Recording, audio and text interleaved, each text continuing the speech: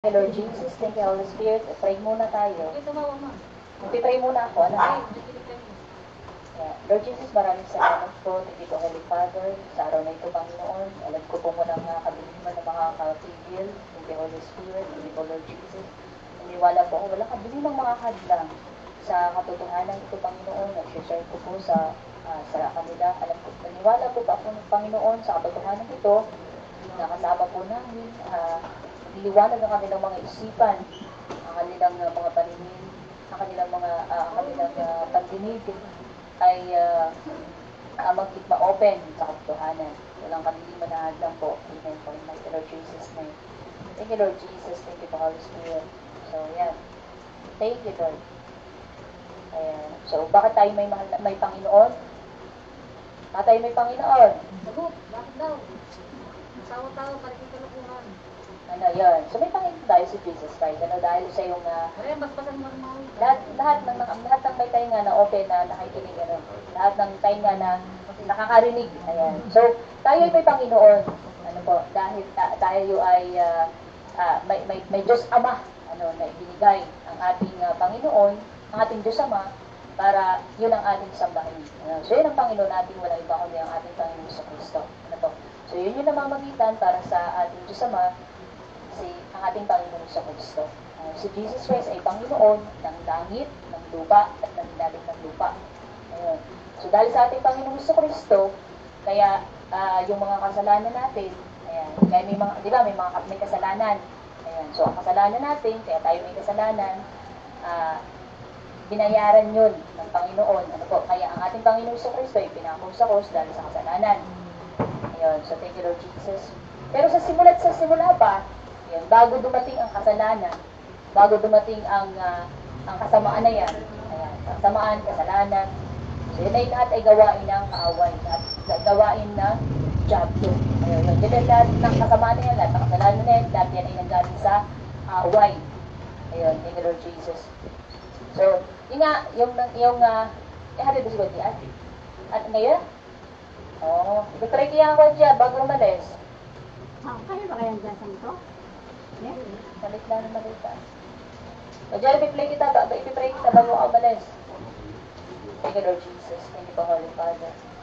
Thank you, Lord. Masa na? Alas taas ba? Bibis mo na ni tatay. Nagpapaalam mo na.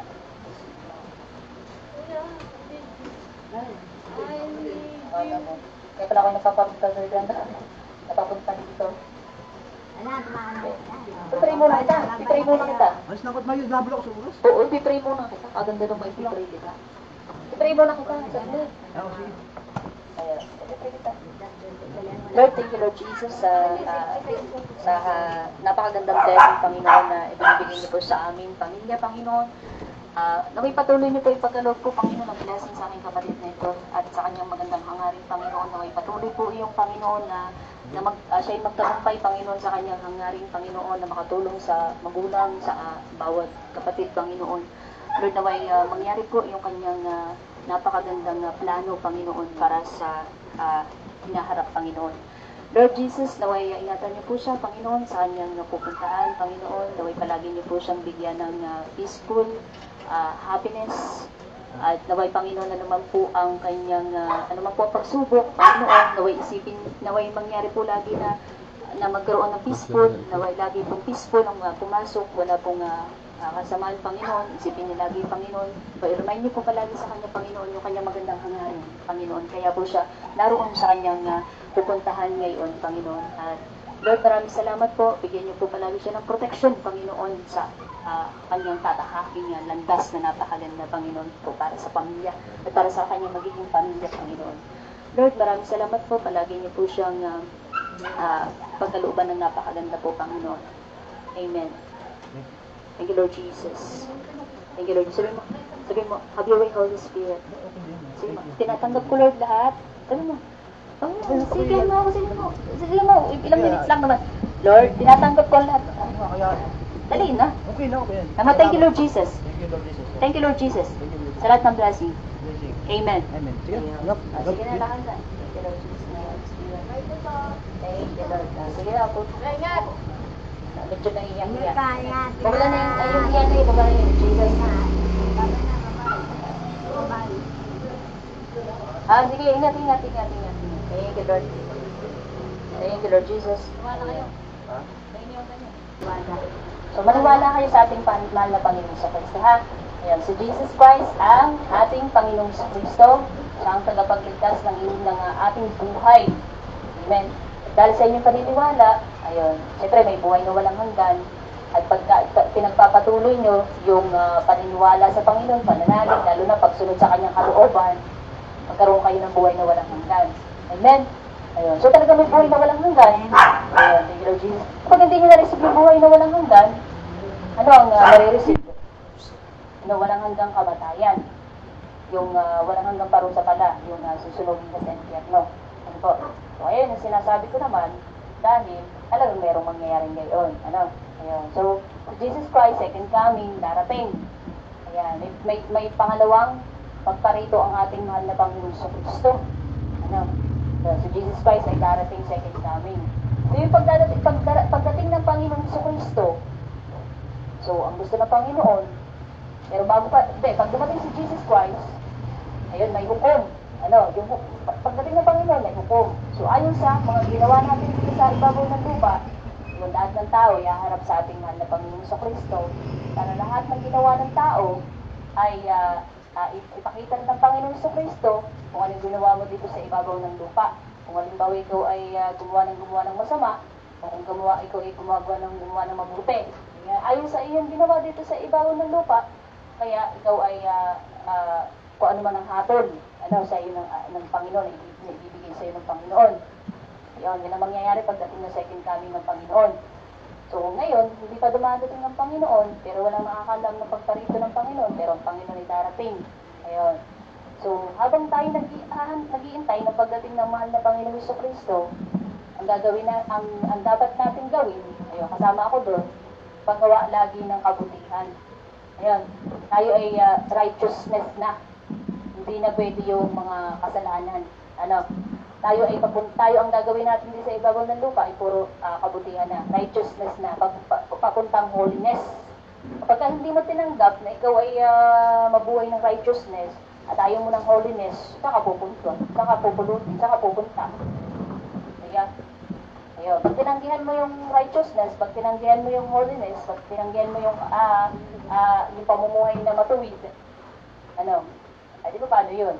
Dahil ang reject sa kaharian ng langit ay may rejection. Ika nga sa kaharian ng langit, hindi makakapasok doon lahat ng marumi. Ano, sa kaharian ng langit, hindi makakapasok yung mga makasalanan. Ano po? Yung mga masasama. Ayun. Kaya may kaharian ng langit dahil para sa mga taong sumusunod sa ating Diyos Ama. Ano, yung mga naghahangad ng buhay na walang hanggan. Yung mga taong naghahangad ng ayaw ng kamatayan. Yung mga taong gumagawa ng mabuti. Ayan yung mga tao na makakapasok sa kaharian ng langit. Yung mga naghahangad ng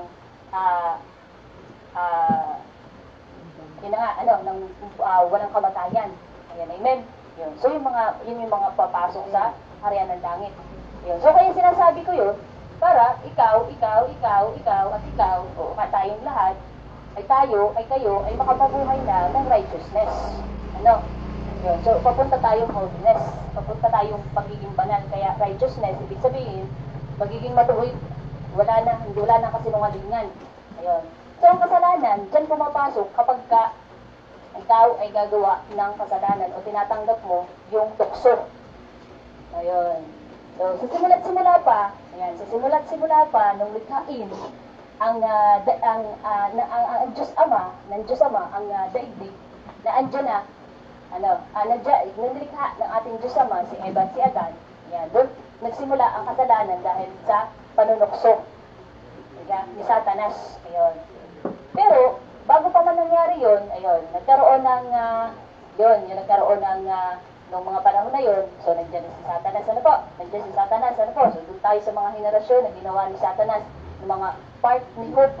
Ayan, nasa Bible yan, ano po? Part ni Hope. Ayan, babasahin ko sa inyo, makinig kayo, maging open ang inyong mga mata at mga paningin.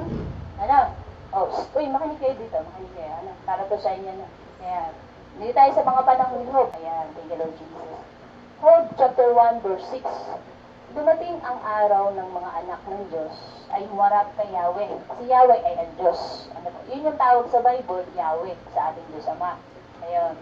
Naroon din si Satanas. Ayun. Ayon sa Job chapter 1 verse 6, tinanong ni Yahweh si Satanas, ano ba ang pinagkakaabalahan mo ngayon? Ayan. Sabi ni Satanas, nagpapabalik-balik ako sa lahat ng sulok ng daigdig. Tingnan mo? Tingnan mo? Si Satanas daw ay nagpapabalik-balik sa sulok ng daigdig. Ito yung mga panahon na sa panahon ni Job, sa Book of Job, sa Old Testament, sa Holy Bible. Ito yung mga panahon na si Satanas pa ay pabalik-balik kung sa sulok ng daigdig at malaya siya nakakagawa ng masama. Pero sa atin, sa panahon natin ngayon, kay Jesus Christ, hinatulan na si Satanas. Ano?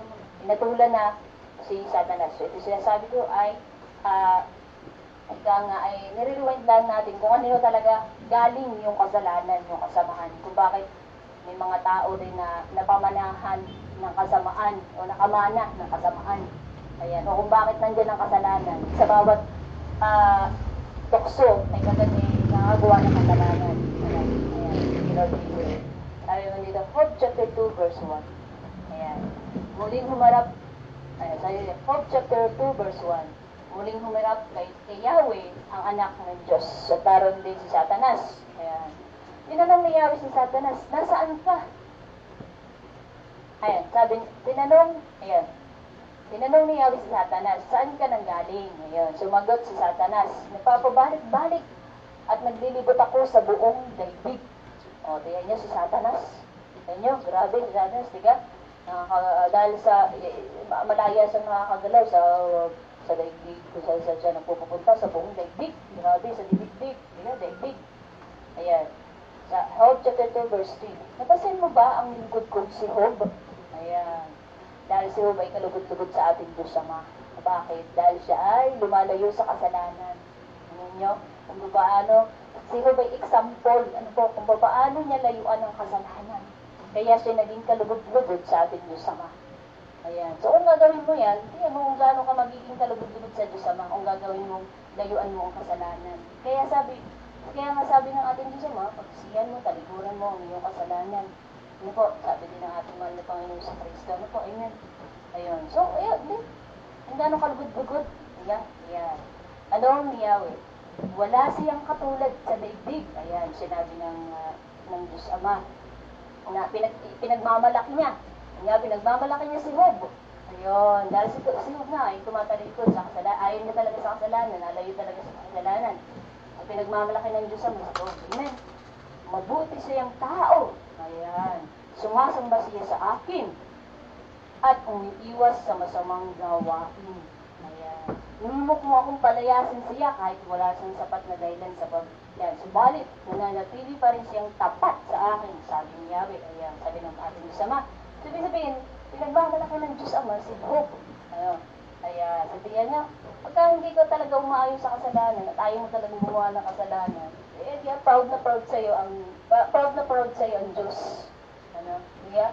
Oo. Kaya yun, mag-example kayo ni Job, diya? Proud na proud ang Diyos sa'yo kapag hindi mo tinatanggap ang kasalanan. Pagamat nandiyan ang kasalanan, pero ayaw mo, hindi mo tinatanggap. Kung gaano kalugod-lugod.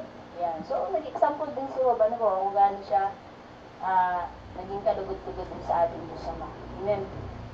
Ayan. Thank you, Lord Jesus. Thank you, Holy Father. Ayan. So, Job chapter 2 verse 4, sumagot si Satanas. Ayan.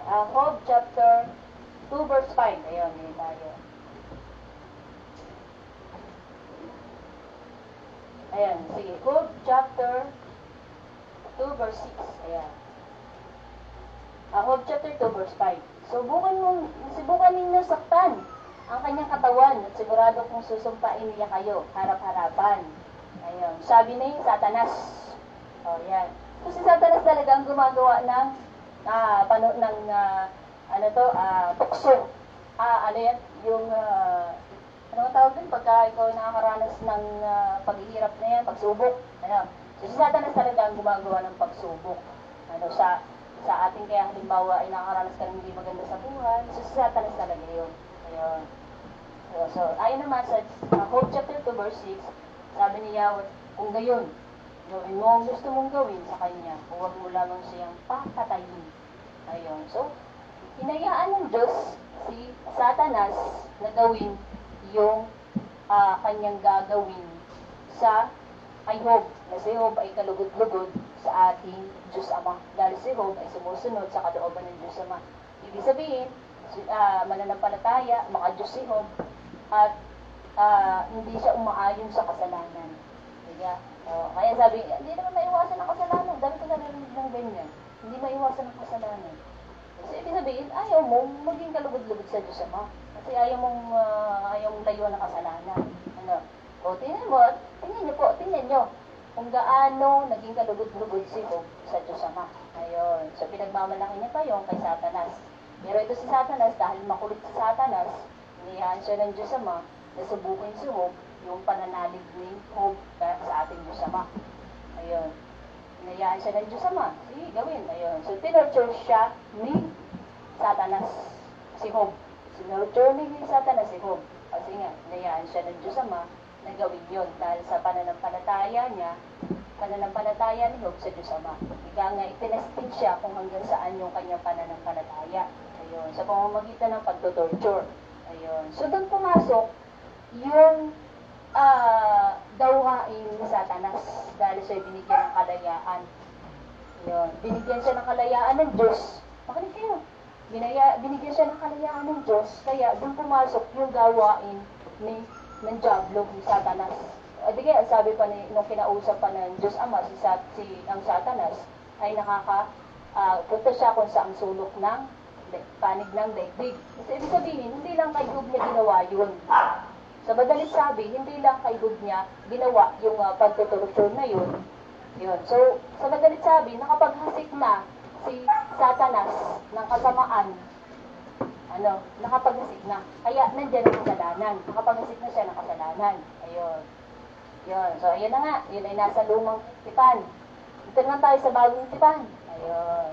So, dahil sa pagmamahal sa atin ng Diyos Ama, ayan. So, lumaganap na po. Lumaganap na yung maraming kasamaan na yan.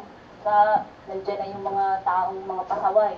Kaya nagkaroon ng ang makasalanang lungsod, ang mga kasamaan ng tao, ayan, lumaganap na, nandiyan na yung patayan, nandiyan na lahat. So, yun na. Kasi nagkaroon na ng malayang pagkilos si Satanas, dahil binigyan siya ng pagkakataon ng Diyos Ama na magawa niya yung gusto niya. Pero bagamat hindi yun ang gusto ng Diyos Ama para sa ating lahat. Ika nga dahil tukso nga ang kaaway, tukso si Satanas, kaya ika nga ginagamit niya yung salita ng Diyos Ama para makagawa siya ng kasamaan o sa sampanig ng daigdig. Ayun. So ngayon, noong mga panahon na ang Diyos Ama mismo, dahil hindi niya na gusto ang kalapastanganan na ginagawa sa kanya. Ayan. Noong mga panahon, ang Diyos Ama mismo ang bumaba. So nagkatawang-tawa ang Diyos Ama sa pamamagitan ng ating mahal na Panginoon sa Kristo. Yan, para hatulan ang mga masasama. Ayun. Kaya ang Diyos at si Jesus Christ ay isa. Dahil ang Diyos mismo ang bumaba sa katawang tao, nagkatawang tao sa pangalan ng Panginoon sa Kristo, sa kay Jesus. Ayun. Kaya isa lang ang Diyos eh. Ang Diyos at si Jesus ay isa. Ayun. Kaya nagkatawang tao. Kasi sobra na ang kalabastanganan, yung pagmamahal ng Diyos Ama, hindi nila nakita, samantalang pinakita lang sa kanila kung gaano kabuti ng Diyos Ama, yung mga himala, yung kapangyarihan na ginawa ng Diyos Ama, kung paano tulungan yung mga lahat ng naniniwala sa Kanya. Parang, kaso lang, binaliwala yun. Habang tumatagal sa panahon, binabaliwala siya. Ayun. So, ngayon, bumaba ang Diyos Ama sa katawan ng ating Panginoon sa Kristo. Ayan, thank you Lord Jesus. Ayun, thank you Lord Jesus. So, nagsisimulang mag-ministry si Jesus Christ. Ayan, thank you Lord Jesus. Ngayon, si Jesus Christ ay tinukso. Ayan. Uy, totoo yan ha. Hoy. Kahit si Jesus Christ ay tinukso ng Diablo. Ayan. Kahit si Jesus Christ ay tinukso ni Satanas. Ayan. So, ito, babasahin natin. Mateo chapter 4, verse 8. Pagkatapos, dinala naman siya ng dyablo sa isang napakataas na bundok at ipinakita sa kanya ang lahat ng kaharian sa daigdig at kapangyarihan ng mga ito. Mateo chapter 4 verse 9. Sinabi ng dyablo sa kanya, ibibigay ko sa iyo ang lahat ng ito kung magbabateraba ka at sasamba sa akin. Yan yung alok ng Satanas, ng dyablo. Magpateraba ka at ibibigay ko ang lahat sa iyo. Sambahin mo lamang siya. Ayan. Ay, si Jesus Christ ang kanyang tinukso. Ayan. Ayon sa Mateo chapter 4 verse 10. Dahil sumagot si Jesus, sabi ni Jesus, sabi ng Panginoon sa Kristo, lumayas ka, Satanas. Ayan. Lumayas ka, Satanas. Sapagat nasusulat, ang Panginoong mong Diyos ang dapat mong sambahin at siya lamang ang dapat mong paglingkuran. Diba? Diba? Ayan. Ang Panginoon mong Diyos. Ang Panginoong mong Diyos ang dapat mong sambahin. Ayun. Sinabi yan ng ating Panginoon sa Kristo. Ayan. Lumayas. Pagkatapos iniwan siya ng dyablo. Ayun. Umalis ang dyablo. Diba po, tinutokso si Jesus Christ. Nung tinokso siya, umalis ang dyablo kasi sinabi ni Jesus na Panginoon sa Kristo, ang Panginoon mong Diyos lamang ang dapat mong sambahin. Kaya, yun na. Kaya, so, kaya nandun ang tukso. Kaya, hanggang ngayon, nagana pa rin ang tukso. Kasi, yung ginawa ni Satanas ay nandyan pa din. Yung ginawa na kasamaan, hinasik ni Satanas ay nandyan pa din. Yun yun. Kaya, ay may tukso. Ito mo, si Kikay, natukso. O, ayun, kasalanan yun. O, diga? O, ganun. Ang bilis, kapag ka ikaw ay nadala sa tukso, kasi yun ay gawain ng dyablo. Gawain ni Satanas. Nandiyan ang kaaway, nandiyan ang gawa ng kaaway. Ayun. So, yun. Nung nagme-ministry ang Panginoon sa Kristo, ayan. So, nandiyan ang kasalanan, laganap ang kasalanan, ano? Ayun. So, nung nagme-ministry ang Panginoon sa Kristo, nakita ng Panginoon sa Kristo, si Satanas. Ayan, nakita ni Jesus Christ. Si Satanas ay itinapon dito sa lupa na parang kidlat. Yeah. Itinapon siya dito na parang kidlat. Bumagsak sa lupa. Nakita ng Panginoon sa Kristo yun. Ayun. Sabi dito sa Lucas chapter 10 verse 18. Sinabi sa kanila ni Jesus, nakita kong parang kidlat na nahulog si Satanas mula sa langit. Ayan. Ang sabi ng Panginoon sa Kristo, 1 chapter 13 verse 30. Dumarating na ang pinuno ng mundo ito at wala siyang kapangyarihan sa akin. Ayan, kaya kailangan may Jesus ka. Dahil kung wala kang Jesus, paano mo malalabanan yung gawain ng dyablo? Kaya, ayan, 1 chapter 14 verse 30. Ayan. Ayan. Dumarating na ang pinuno ng mundo ito at wala siyang kapangyarihan sa akin. Kaya, so, nandiyan ang kasamaan, nagana pa din hanggang ngayon, nandiyan ang kasalanan, nandiyan pa lahat din, ginawain ng toks ng gawain ng dyablo, nandiyan. Kaya, so yun na nga, sabi naman sa 1 chapter 15 verse 11, at tungkol sa paghatol ng Diyos, sapagkat hinatulan na ang pinuno ng mundong ito. Ayun. So yun, nung nakita ni Jesus Christ na nahulog si Satanas na parang kidlat, hinatulan na ang pinuno ng mundong ito. So yun, nagkaroon na ng hatol. So pero pag hinatulan ka, anong sa palagay mo? Hindi ka makukulong. Diga? Pag hinatulan ka, automatic, kulong ka na. Diga? Ayun. So, ngayon, so gano'n na nangyari. Wala ba nakalagay dito na ikinulong, pero hinatulan na. Thank you, Lord Jesus. Thank you, Holy Father. Ayun. So, yun na nga. Ayun. So, pumasok na ang kasalanan. Ayun. So, dahil na sa ating Panginoon sa Kristo, ayan, dahil sa kasalanan, naganap na ang kasalanan. Yun ang mga panahon ng ating Panginoon sa Kristo, di ba? Naganap ng kasalanan. Dito pa si Jesus Christ, naganap na ang kasalanan. Yung iba, ayaw maniwala kay Jesus. Yung iba, nagagalit kay Jesus. Ano sabi? Patayin! Patayin! Diba? Sabi? Ayun ngayon, hindi nila alam na si Jesus Christ ay nung ipako sa krus, ay para yun sa lahat ng tao. Para bayaran ang kasalanan. Ayun. Yes, Dahil sa kasalanan ng maraming tao, dahil ang mga tao nga talaga hindi nakakaintindi ng mabuti at masama. Ayan. So yun nga, ang nangyayari. Kaya, si Jesus Christ na, sinakrifice ni Jesus ang kanyang buhay para sa kasalanan ng tao. Kaya ang tao ay nagkaroon na ng kalayaan. Ayun. Dahil sa ating mahal na Panginoon sa Kristo. Kaya tayo nakakapamungi na dito ng ika nga'y payapa. Ano? Dahil tayo ay binayaran na sa kasalanan ng ating Panginoon sa Kristo nung siya ay mamatay sa krus. Ayun. So dahil natin Panginoon sa Kristo. Kung hindi nang dahil ng ating Panginoon sa Kristo, kung walang Jesus Christ na bumayad ng kasalanan nating lahat, paano yun? Paano ka mabubuhay? Ano? Siguro pag nagawa ka ng kasalanan, tagpo ka. Ano? Pag nagawa ka ng kasalanan, patay ka. Hindi nga. Pag gumagawa ka ng kasalanan, katulad ng mga panahon na rewind natin sa Old Testament ulit, palik-ulit tayo. Noong mga panahon ni Noe. Ayan. Kung nalalaman nyo yung panahon ni Noe. Ano? Lahat ng taong ay makasalanan. Ayun.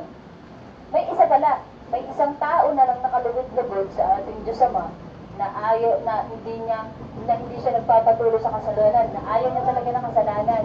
Yun ay si Noah. Ayun. Si Noah. So ngayon, anong ginawa ng ating Diyos Ama? Nagkaroon ng malaking baha.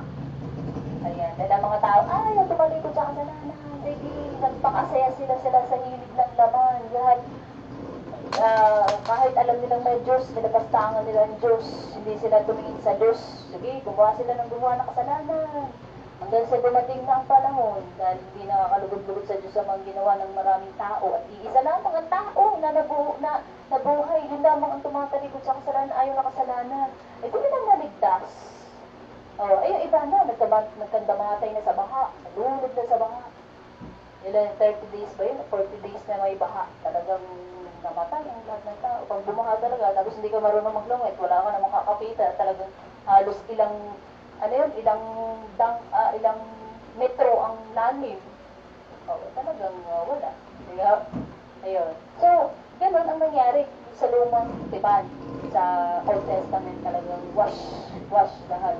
Isa lamang ang pinakinggan ng Diyos Ama. Isa lamang ang nailigtas ng Diyos Ama. Yun yung ayaw ng kasalanan. Yun yung tumatalikod sa kasalanan. Yun yung tumatanggap sa kasalanan. Si Noah. Yun. Na pinagawa niya ng malaking barko para maligtas yung kanyang pamilya. Ayan, napakaganda. Kapag sunod yun ang kaloob. So, yun ay kalugod-lugod sa atin Diyos Ama. Ikaw ayaw mo sa kasalanan. Hindi mo susundin yung ginawa ng Diablo. Hindi mo susundin yung gawain ng ni Satanas. Hindi ka magpapatukso sa kasalanan. Yun. Kaya yung mga panahon ng Panginoon sa Kristo sa bagong tipan, kaya may Jesus na inalay na ang sarili, ang buhay para sa ating sa kasalanan. Kaya tayo ngayon, lahat ng tao, kahit dumami ng dumami, nagkasala ng nagkasala, tayo ay payapa ng namumuhay. Ikaw nga ay pwede na tayong pumili na ikaw ay magpakasama-sama ka. O sige, magpakasama-sama ka. Ikaw ay magpakabuti at maganda yun. Sige, magpakamabuti ka. Pero, ang mangyayari naman, at the end ng buhay mo, nandiyan naman ang impyerno at kaharian ng langit.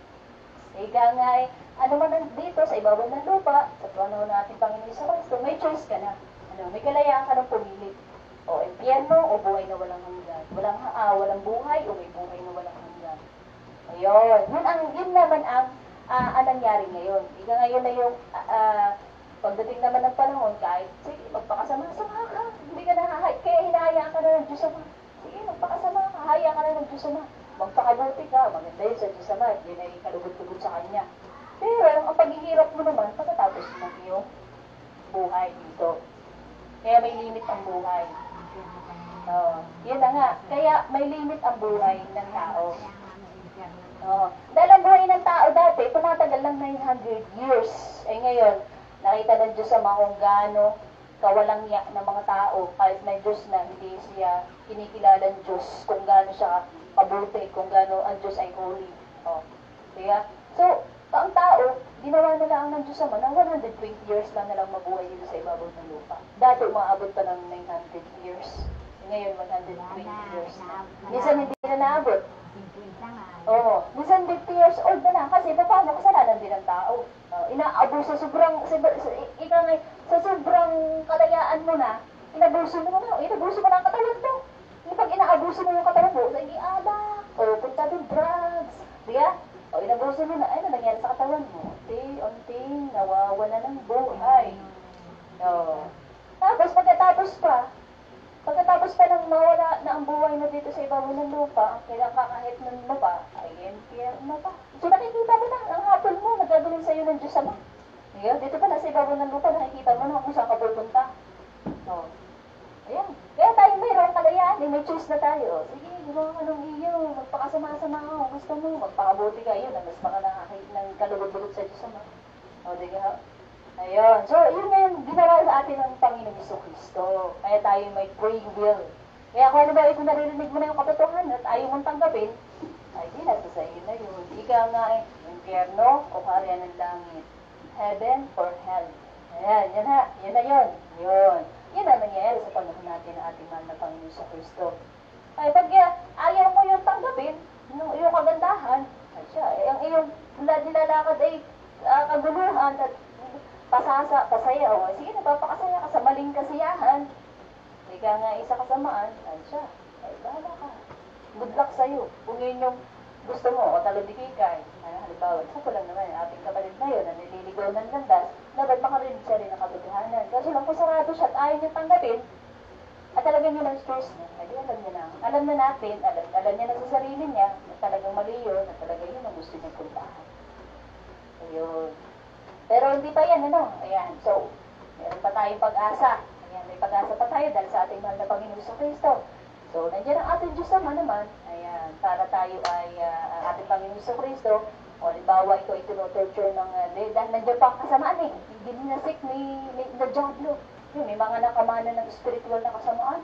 Mamumuhay ka ng payapa, tapos lumalayo ka sa kasalanan. Ayan, so, pag ikaw naman ay naging open sa kasalanan, nandun din yung, nandiyan yung spiritual na gawa, ginagawa ng kaaway. Ayun. Yun yung mga nakamana naman ng spiritual na kasama na diablo. Yung mangkukulam, yung mambabarang, yung mga spiritual. Ayun. So, nandiyan rin naman sa ang pagliligtas na ating Diyos Ama para tayo ay tulungan. Kaya, kasama natin ang Diyos Ama. Kaya kung halimbawa, pinipili mo naman ang kalayaan na maging mabuti ang pamumuhay mo, matuwid.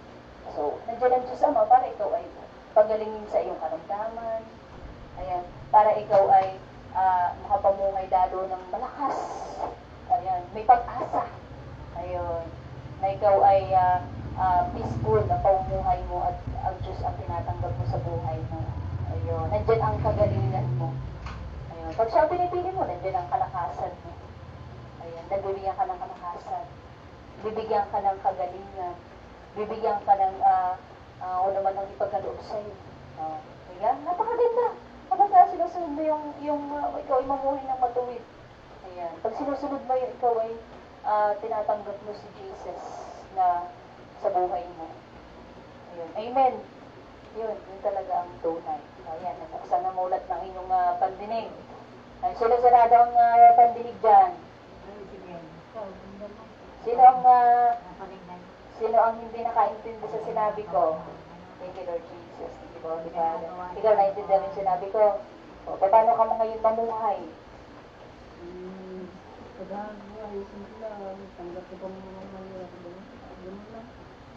Tanggapin ang mahirap.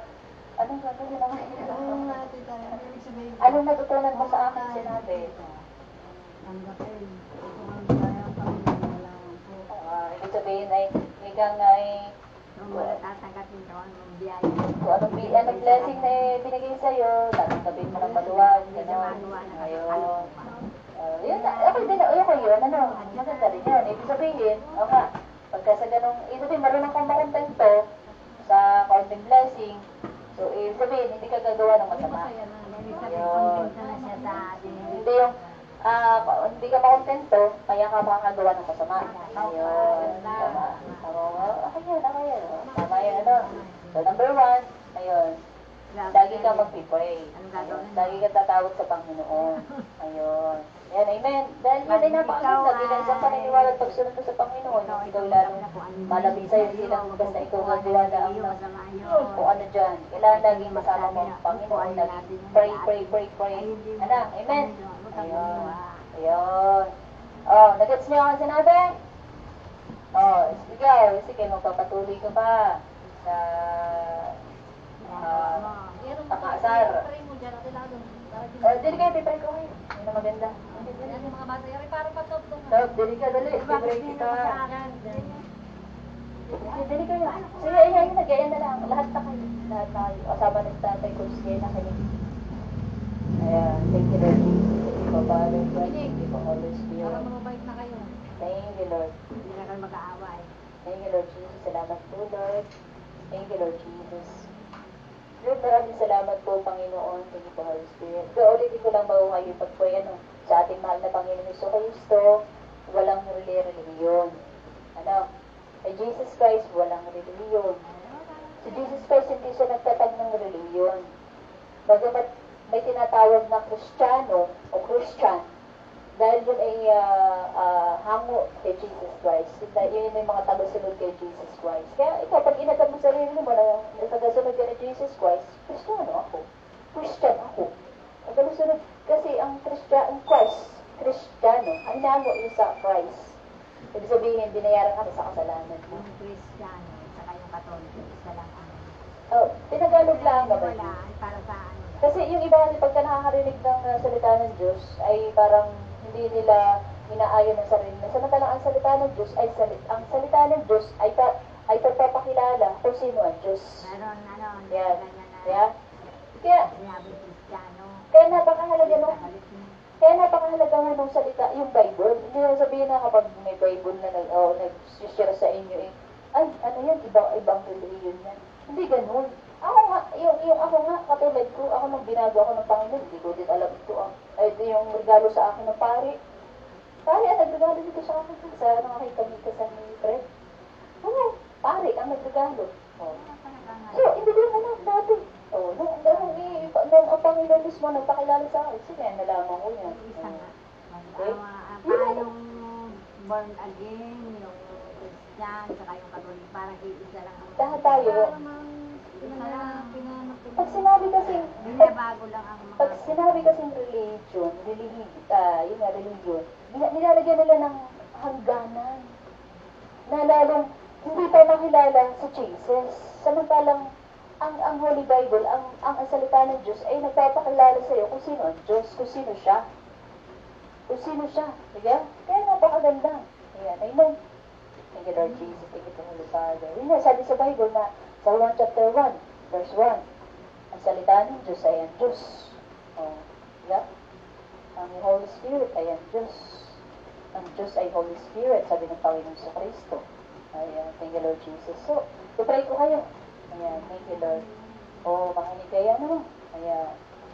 Lord Jesus, maraming salamat po. Thank you po, mabagay mo sa langit. Sa araw na ito, Panginoon, mabinigyan niyo po ako ng lakas ng loob na makarating dito at ma-share ko po itong magandang blessing na ito na kanilang mapakinggan, Panginoon.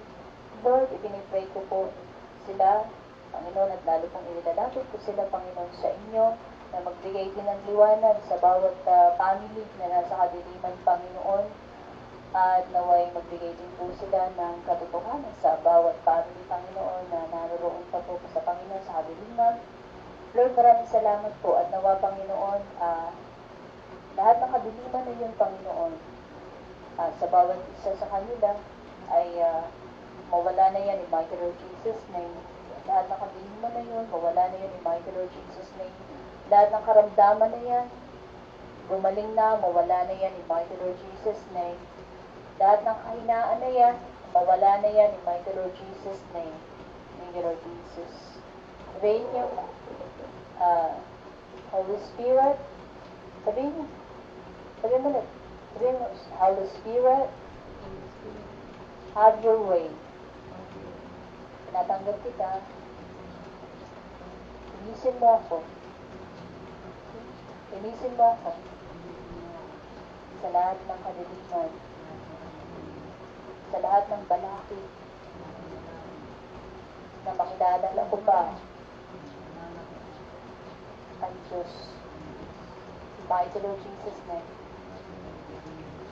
Pagalingin mo ako sa aking karamdaman. Sa lahat ng kahinaan na yan, mawala na yan. Mighty Lord Jesus name. Mighty Lord Jesus name. Amen. Amen. Control the Spirit in mighty Lord Jesus name. Thank you, Lord Jesus. Thank you for Holy Father. Thank you, Lord. Thank you, Lord Jesus. Thank you, Lord. Thank you, Lord Jesus. Thank you, Lord. Kung may nararamdaman ka, i-pray mo. May nararamdaman. Thank you, Lord Jesus. Thank you, Lord. Thank you, Lord Jesus. Pray in mighty Lord Jesus' name. Pray in mighty Lord Jesus' name. Heal in mighty Lord Jesus' name. Pray in mighty Lord Jesus' name. Pray in mighty Lord Jesus' name. Pray, mighty Lord Jesus' name. Pray in mighty Lord Jesus' name. Pray in mighty Lord Jesus' name. Pray in mighty Lord Jesus' name. Pray in mighty Lord Jesus' name. Thank you, Lord Jesus. Thank you, Lord. Heal me at mawala ng karamdaman in mighty Lord Jesus' name.